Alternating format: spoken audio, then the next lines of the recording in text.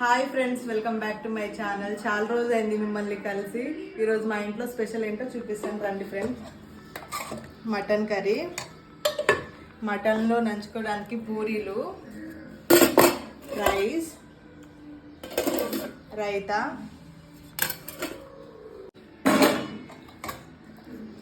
మటన్లో పూరీ కాంబినేషన్ ఎంతమందికి ఇష్టమో కామెంట్ చేయండి ఫ్రెండ్స్. నాకైతే చాలా ఇష్టం.